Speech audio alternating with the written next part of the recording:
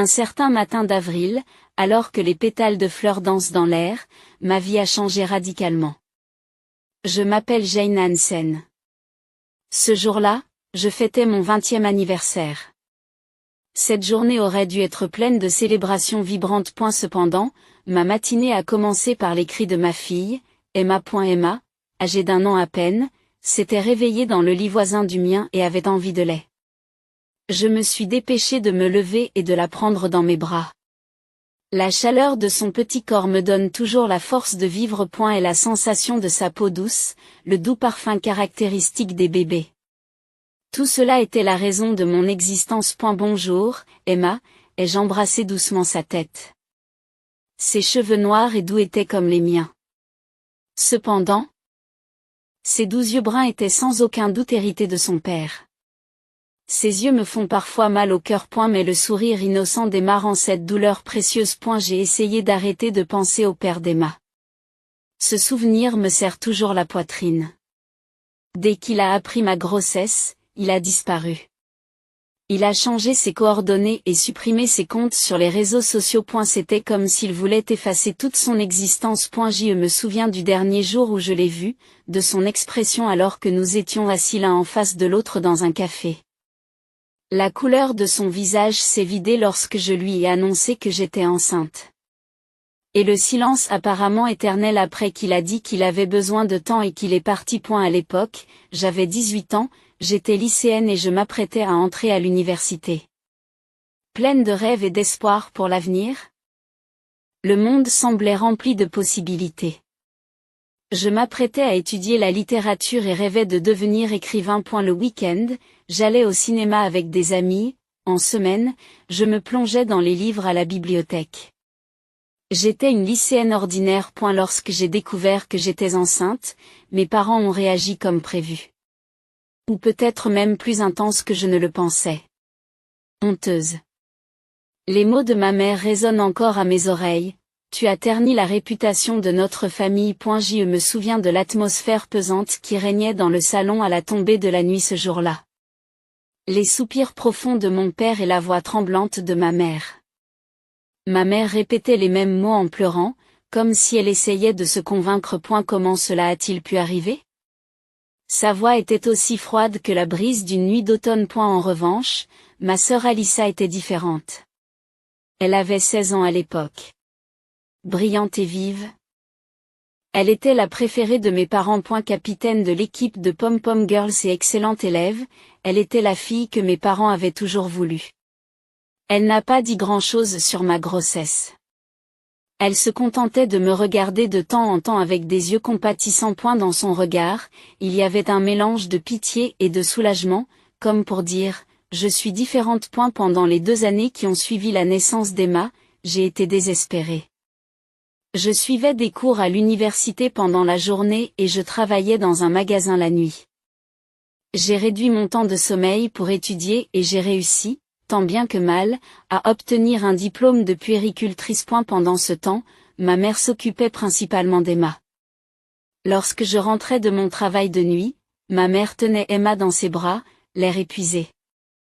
Parfois, je la voyais chanter doucement des berceuses. Dans ces moments-là, je pouvais sentir l'amour qui l'habitait. Cependant, la gentillesse de ma mère avait toujours des épines. Lorsqu'elle s'occupait d'Emma, elle ne retenait jamais ses critiques. C'est arrivé parce que tu étais imprudente. C'est ce qu'elle disait en changeant la couche d'Emma. Ses mains étaient douces, mais ses mots étaient percutants. Te rends-tu compte des problèmes que tu nous causes? Elle soupirait en réchauffant le lait. Ce soupir pesait lourdement sur mon cœur. Si seulement tu avais pu ressembler davantage à Alyssa. Après avoir mis Emma au lit, ma mère murmurait souvent ces mots. Ils s'infiltraient dans mon cœur comme une malédiction. Je les entendais presque tous les jours. Dans ma chambre, je pleurais souvent en tenant Emma dans mes bras. En écoutant sa douce respiration, je souhaitais lui offrir un meilleur environnement. Cependant, ce souhait se heurtait toujours au mur de la réalité.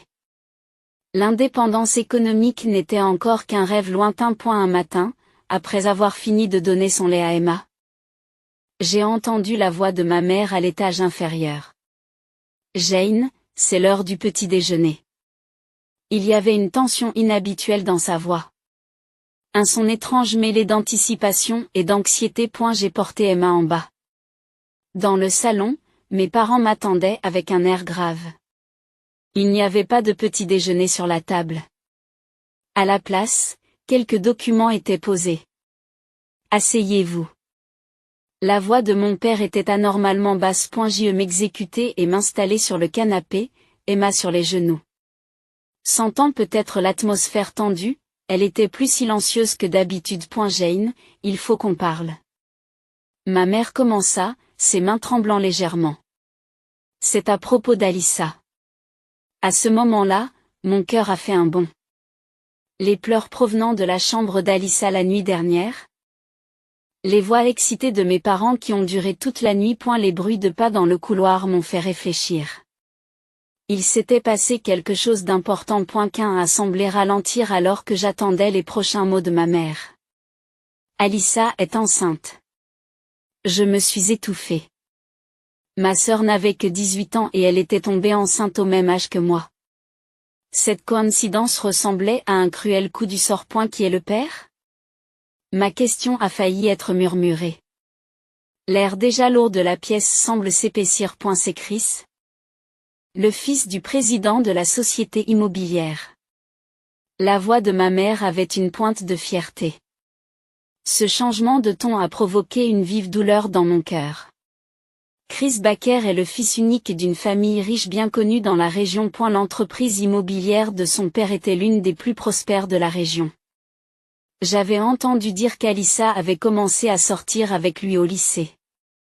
Je l'avais rencontré au festival culturel de l'école. C'est un jeune homme grand et intelligent. Et la façon dont il tenait Alyssa par la taille et la regardait fièrement, il formait vraiment un tableau. Un couple parfait. À l'époque, j'étais sincèrement heureuse du bonheur de ma sœur. Mais aujourd'hui, ce souvenir suscitait des émotions complexes. Alors, mon père s'est raclé la gorge. Nous avons pris une décision. Je n'imaginais pas alors que cette décision changerait le destin d'Emma et de moi. Alyssa et le bébé vivront ici. Chris les rejoindra. Cette déclaration me parut étrange. Bien qu'il y ait effectivement 4 pièces dans cette maison, toutes sont actuellement utilisées. La chambre de mes parents, la chambre d'Alyssa, la chambre pour Emma et moi, et une ancienne chambre d'amis qui sert de débarras. Donc, Jane, la voix de mon père était lourde. Je suis désolée, mais j'ai besoin que toi et Emma partiez. Un grand bruit a semblé retentir au-dessus de nos têtes. Et pendant un instant, tout devint blanc, un bourdonnement dans mes oreilles, et l'atmosphère de la pièce semblait s'être figée. Qu'est-ce qu'il y a? Ma voix tremblait faiblement. Emma leva les yeux vers moi, inquiète. Sa petite main s'agrippa fermement à mon pull. Elle va donner naissance à un garçon, notre petit-fils? Dit ma mère avec enthousiasme. Il y avait dans sa voix une chaleur que je n'avais jamais entendue auparavant. Il poursuivra la lignée familiale. Il doit être élevé dans un environnement approprié. Les yeux de ma mère brillaient d'un éclat anormal. J'imaginais très bien la réaction de mes parents lorsqu'ils avaient appris que le bébé d'Alyssa était un garçon. J'ai douté de mes propres oreilles. Mais Emma l'est aussi. Emma est une fille. Déclara froidement ma mère. Il n'y avait aucune trace de gentillesse dans sa voix. De plus, tu es une mère célibataire. Cela nuit à notre réputation.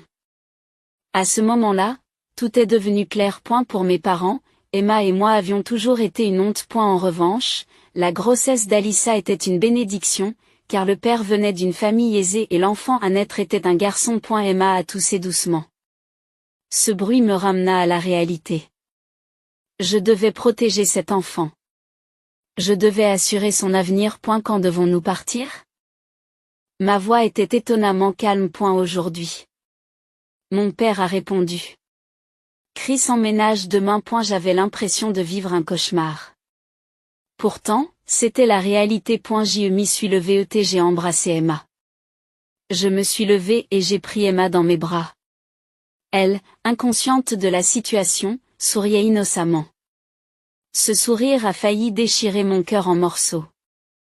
Mais je ne pouvais pas pleurer devant elle. Ce matin-là, j'ai emballé frénétiquement nos affaires. Alors que je mettais l'essentiel dans des boîtes en carton, des larmes coulaient sur mon visage. Pourtant, il ne s'agissait pas seulement de larmes de tristesse. Elles contenaient de la colère, de la déception, étrangement, un sentiment de libération. Vivre dans cette maison, toujours à l'affût du regard des autres, c'était une époque révolue. Même si la réalité était effrayante, elle marquait aussi un nouveau départ. Alyssa est restée enfermée dans sa chambre. De temps en temps, je l'entendais pleurer à travers la porte. Le son des pleurs semblait contenir des émotions complexes. Était-ce de la culpabilité, des regrets ou simplement des changements hormonaux dus à sa grossesse? Je n'arrivais pas à comprendre le cœur de ma sœur. Souffrait-elle de cette situation ou était-elle simplement stressée par sa grossesse? En moi, l'amour de ma sœur se heurtait violemment au sentiment de trahison. Dans l'après-midi, j'ai appelé la sœur de mon père, ma tante Suzanne. Mon cœur a battu la chamade lorsque le téléphone a sonné. Elle avait toujours été mon alliée. Chaque année à Noël, elle tricotait des pulls faits main pour moi et ne manquait jamais d'envoyer une lettre manuscrite pour mon anniversaire. C'est une personne vraiment chaleureuse. Qu'est-ce qui se passe? Ma tante a haussé la voix de colère au téléphone. Elle a exprimé le choc, la colère et une profonde tristesse. Est-ce que ces deux-là sont saints d'esprit? Tante. Nous. J'ai bégayé et elle a répondu sans hésiter. Viens tout de suite chez moi. Il y a toujours une chambre prête pour toi et Emma. Ces mots me firent à nouveau pleurer, mais cette fois de soulagement. Alors que des larmes chaudes coulaient sur mes joues, pour la première fois, j'ai ressenti une lueur d'espoir. De l'autre côté du téléphone, ma tante poursuivit, je viens te chercher tout de suite avec ma voiture. Je serai là dans 30 minutes. Prends ce dont tu as besoin. Sa voix n'avait plus son calme habituel, remplacé par une force résolue, mais les bagages. Ne vous inquiétez pas. Nous reviendrons les chercher plus tard. Pour l'instant, ta sécurité et celle d'Emma sont prioritaires. Après avoir raccroché, j'ai respiré profondément. Le soir venu, j'avais chargé les dernières affaires dans la voiture. Mes parents nous ont accueillis avec un regard comme s'ils regardaient des étrangers. Ils sont restés sur le pas de la porte, les yeux apparemment vides. Ma mère a ouvert la bouche à plusieurs reprises, mais n'a finalement rien dit. Son expression semblait porter une nuance de regret, bien qu'il puisse s'agir de mon imagination. Mon père a croisé les bras et nous a regardés partir avec l'attitude de quelqu'un qui quitte un entrepreneur, en évitant de le regarder dans les yeux. À au revoir. À mes mots, ils se contentèrent de hocher la tête en silence. Emma s'est assise sur le siège arrière de la voiture de ma tante, serrant contre elle un nouvel animal en peluche qu'elle avait acheté en chemin. Tu as besoin de nouveaux amis pour prendre un nouveau départ. J'ai failli m'étouffer devant cette gentillesse. Sur le chemin de la maison de ma tante, j'ai sorti mon smartphone, tremblante, et j'ai ouvert l'application des médias sociaux. Des années de pensées refoulées ont jailli en un flot de mots. Comme un barrage qui se brise, libérant toutes les émotions que j'avais retenues. Aujourd'hui. J'ai été expulsée de la maison de mon enfance. La raison? Mes parents avaient besoin d'une chambre pour leur petit-fils. J'ai une fille d'1 an. En tant que mère célibataire, j'ai toujours été une honte pour ma famille. Chaque jour, j'étais confrontée à ce fait et obligée de m'excuser comme si mon existence même était une erreur. Cependant, dès que ma sœur est tombée enceinte du fils d'une famille riche, tout a changé. Nous avons été expulsés au nom de l'ère nécessaire à la poursuite de la lignée familiale, avec un préavis d'1 jour seulement. Ils n'ont pas hésité à mettre à la porte leur propre fille et petite-fille. À ceux qui lisent ce billet. Sachez qu'une telle discrimination existe encore au XXIe siècle. Les parents qui mettent à la porte leur propre fille et petite-fille parce que c'est une fille et que la mère n'est pas mariée existent toujours. Mais ce n'est pas la fin. C'est un nouveau départ. Emma et moi avons maintenant une vraie famille. Le sang n'est pas toujours synonyme d'amour. Et j'ai appris ce qu'est une vraie famille. À un moment où j'ai publié ce billet, j'ai ressenti un profond sentiment de libération. J'avais dévoilé au monde toutes les émotions que j'avais refoulées pendant si longtemps. En même temps, j'ai ressenti une angoisse féroce. Mais il n'y avait plus de retour en arrière possible. Tu vas bien? Me demanda doucement ma tante. Sa voix était empreinte d'une profonde compréhension et d'un grand soutien. Oui, j'ai hoché légèrement la tête. J'ai l'impression d'avoir enfin pu exprimer mes vrais sentiments. Le rire joyeux d'Emma retentit sur la banquette arrière, me redonnant du courage. Nous sommes arrivés chez ma tante alors que le soleil se couchait. Tu as bien fait de venir. Ma tante nous a serrés fort, Emma et moi. Dans ses bras, je sentais la tension de la journée se dissiper lentement. Son corps portait l'odeur familière du savon. L'odeur d'un endroit sûr. C'est votre nouvelle maison maintenant. Ces mots avaient un poids certain. L'intérieur de la maison était remarquablement bien rangé. Ma tante avait dû préparer la pièce en prévision de notre arrivée. Dans un coin du salon, un petit berceau était déjà installé avec des draps propres. Et la table était garnie d'un dîner chaud dont l'arôme embaumait la pièce. Ce soir-là, j'ai longuement discuté avec ma tante. Après qu'Emma se soit endormie, nous nous sommes assises autour de la table de la cuisine pour discuter de tout et de rien. L'attitude de mes parents, la grossesse d'Alyssa et tous les sentiments que j'avais éprouvés jusqu'à présent. Ton père a toujours été lié à de vieilles traditions. Mais je n'aurais jamais imaginé que cela irait aussi loin. Sa voix mêlait la déception à l'égard de son frère et une profonde affection pour nous. Ce n'est pas parce qu'un garçon va naître. Ma tante secoue la tête. De nos jours, il est encore possible d'avoir de telles opinions. Le lendemain matin, mon message sur les réseaux sociaux a suscité un nombre inattendu de réactions.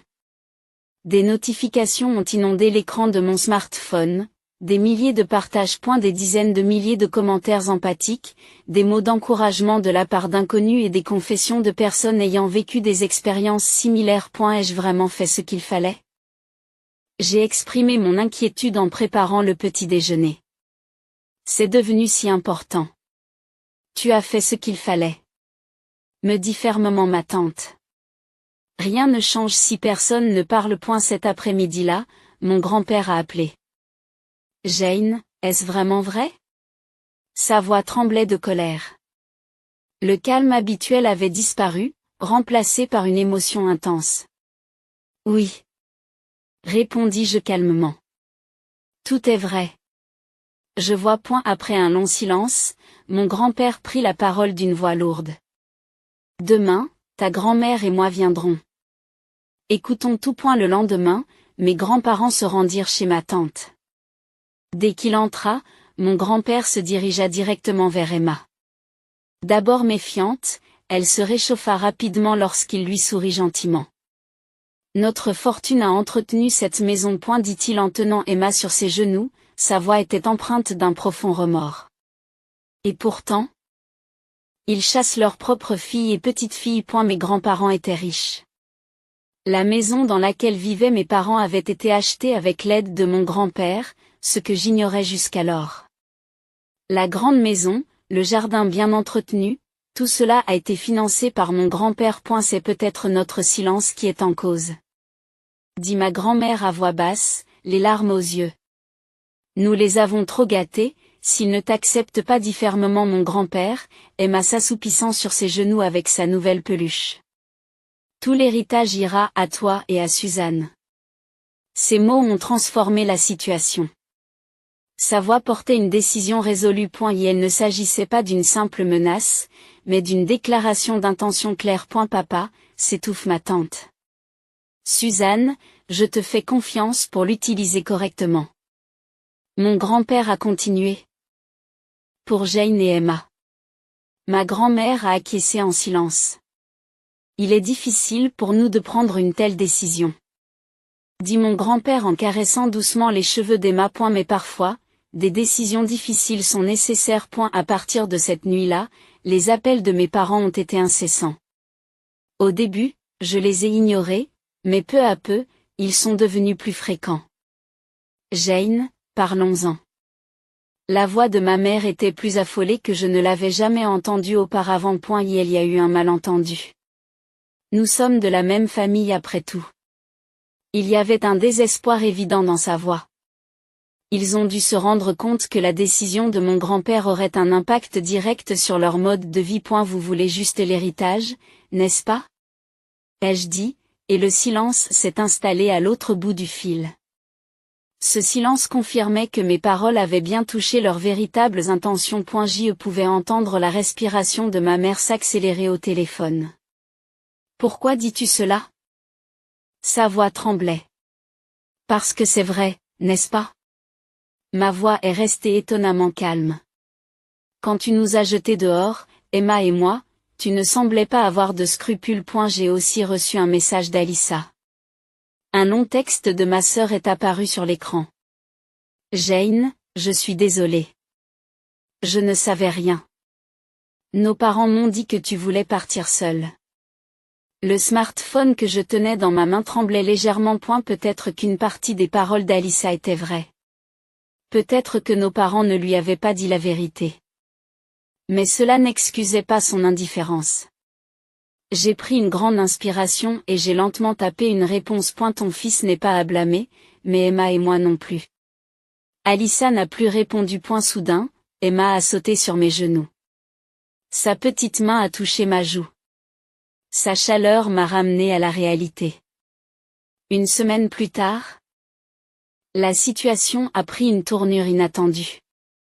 Alyssa a soudainement quitté la maison de nos parents. C'est une amie du voisinage de ma mère qui a annoncé la nouvelle.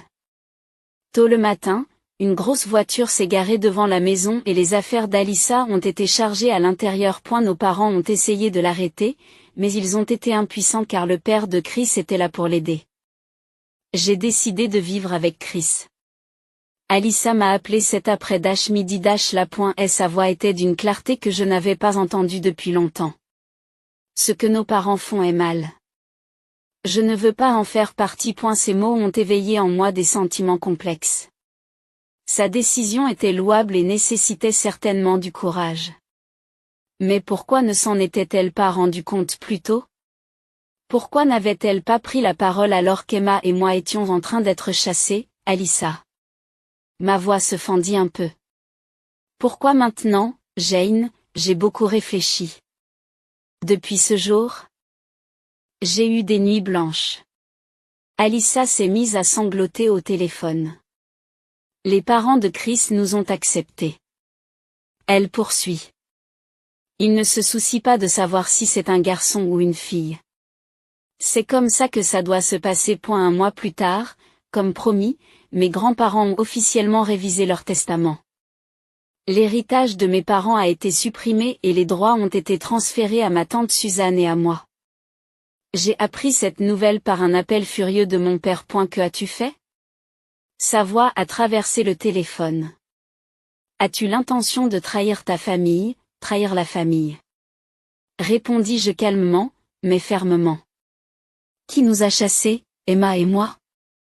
Sans écouter toute ma réponse, mon père raccrocha le téléphone. Dans les mois qui ont suivi, j'ai travaillé dur pour me construire une nouvelle vie. J'ai trouvé un emploi d'institutrice en maternelle et Emma a commencé à fréquenter la crèche gérée par ma tante. Je me suis efforcée de trouver un équilibre entre le travail et la garde des enfants, mais je n'ai plus ressenti la solitude que j'avais auparavant. Madame Hansen. Bonjour. Les enfants m'accueillaient chaque matin avec des voix joyeuses. Emma était parmi eux. Au début, elle avait du mal à faire la distinction entre l'enseignant et la mère. Aujourd'hui, elle utilise intelligemment les deux termes. Le travail était agréable et mes collègues m'ont accueilli chaleureusement. Beaucoup avaient vu mon message sur les réseaux sociaux, mais aucun n'a réagi négativement. Beaucoup m'ont soutenu en me disant: c'est courageux de ta part de t'exprimer. Je n'ai pas le même courage que toi, Jane. Un jour, une puéricultrice chevronnée, la directrice de l'établissement, m'a fait remarquer. Mais ce courage peut soutenir quelqu'un d'autre. En effet, mon message sur les médias sociaux a inspiré de nombreux messages d'autres personnes se trouvant dans des situations similaires. Certaines étaient de jeunes mères qui avaient également été chassées de chez elles. J'ai commencé à communiquer avec elles et elles m'ont parfois demandé conseil. Mon expérience pourrait servir de guide à d'autres. Emma s'est rapidement adaptée à son nouvel environnement. La maison de ma tante possède un petit jardin et elle adore y jouer. Son sourire innocent murmure à mon cœur. Ton sourire est mon plus grand trésor. Emma a 2 ans. Elle grandit entourée d'amour chez ma tante. Nous n'avons pas eu de contact avec mes parents. J'échange des messages avec Alyssa de temps en temps. Elle essaie désespérément de reconstruire sa vie. Même si je ne lui ai pas totalement pardonné, elle a reconnu ses erreurs et s'est excusée. Quand Emma sera grande, j'ai l'intention de lui raconter cette histoire. Et je lui dirai, tu as de la valeur. Quel que soit ton sexe, tu es irremplaçable. Aujourd'hui, nous empruntons un nouveau chemin dans la vie. Ce n'est pas un voyage facile, mais au moins nous sommes vraiment entourés par la famille.